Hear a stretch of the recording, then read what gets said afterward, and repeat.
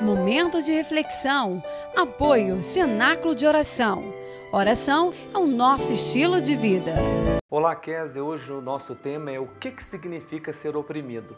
Nós encontramos lá em Eclesiastes 7:7 o seguinte texto: a opressão faz até o sábio perder o juízo. Você viu que texto interessante? Então, o domínio de uma pessoa sobre a outra é chamada de opressão. E isso é algo que faz muito mal, adoece, rouba a vitalidade e impede que haja o pleno cumprimento do propósito de Deus para o ser humano. Ser opressor e ser oprimido são dois aspectos negativos na nossa humanidade. Ser oprimido significa abrir mão de si mesmo e de sua própria essência. Alguns estudos mostram que até os 4 anos de idade, a maioria das crianças acredita em si mesma, acredita que pode ser o que quiser na vida. O mesmo estudo demonstrou que ao chegar à vida adulta, apenas uma porcentagem bem pequena das pessoas ainda acredita em si mesma. As consequências na vida adulta são uma profunda insegurança, medo de errar e até mesmo da solidão. Ser oprimido significa não poder expressar seus sentimentos. A habilidade de perceber os próprios sentimentos é uma das características da saúde. O mesmo estudo demonstrou que ao chegar à vida adulta, apenas uma porcentagem bem pequena das pessoas ainda acredita em si mesmas.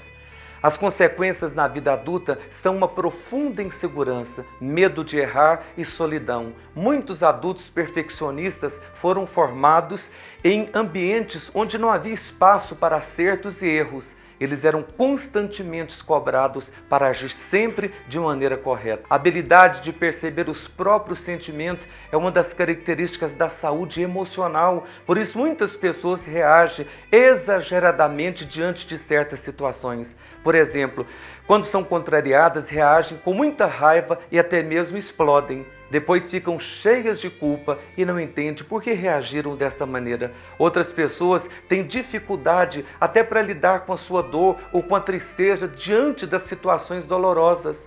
Elas passam por momentos difíceis sem se dar conta do que estão sentindo e não conseguem processar adequadamente essas emoções.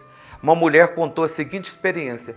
Ela estava num local de trabalho e uma cliente da empresa começou a gritar com ela e no meio de todo mundo. Ela foi verbalmente agredida durante vários minutos até que o segurança chegou, removeu aquela cliente. Ela disse que sentiu muita raiva e muita vergonha. Quando seus chefes tentaram conversar com ela, até mesmo para ouvi-la, como ela se sentia, ela usou o mesmo padrão que havia aprendido lá na casa dela. Ela respondeu que estava tudo bem e que não estava com raiva daquela mulher e voltou até mesmo a trabalhar como se nada tivesse acontecido. No entanto, quando ela chegou no final de semana, ela começou a se sentir mal e foi para a emergência de um hospital. Ela ficou várias horas e fez vários exames e não encontraram nada. De noite, ela voltou para casa medicada. Segundo ela, as dores voltaram de madrugada e bem cedo ela voltou para o hospital e passou o dia todo no soro. Como os exames não demonstraram nenhum problema, ela tomava analgésico na veia, ia para casa e esse processo durou vários dias e ela já estava angustiada porque não conseguia dormir e nem trabalhar. Diante do quadro, ela resolveu então conversar com uma conselheira para tentar entender o que estava acontecendo com ela. A conselheira a conduziu com toda habilidade para o reconhecimento de que ela não lidava bem com as suas emoções. Começou então ali um processo que ela aprendeu a reconhecer e a processar as emoções vivenciadas naquele dia de trabalho. Em poucos dias, ela estava completamente sem dor. Quando você agrada a Deus, querido, tudo começa a dar certo na sua vida, porque você começa a ser fiel aos princípios dele. Eu até hoje nunca vi nenhuma pessoa que verdadeiramente se comprometeu em agradar a Deus que não fosse honrado. Deus tem cura, Deus tem honra para você. No lugar da vergonha, Deus vai te dar dupla honra. Por isso eu te convido a estar conosco em uma das nossas reuniões no Cenáculo de Oração. Você será muito bem-vindo. Receba meu abraço carinhoso e até o próximo programa. Newton Santos é escritor, psicólogo, terapeuta familiar e conferencista em assuntos da alma, reconhecido no Brasil e no exterior.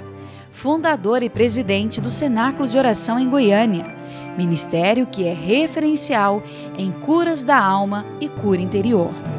Autor dos livros Pais de Joelhos, Filhos em Pé, Todo Conselheiro é o Curador Ferido, O Melhor de Deus para Você, Curando Feridas Emocionais e Viveram Felizes para Sempre. Aprendi a estar contente e não desista, você vai vencer.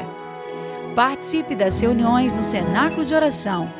Informações 3255 1144. Momento de reflexão. Apoio Cenáculo de Oração. Oração é o nosso estilo de vida.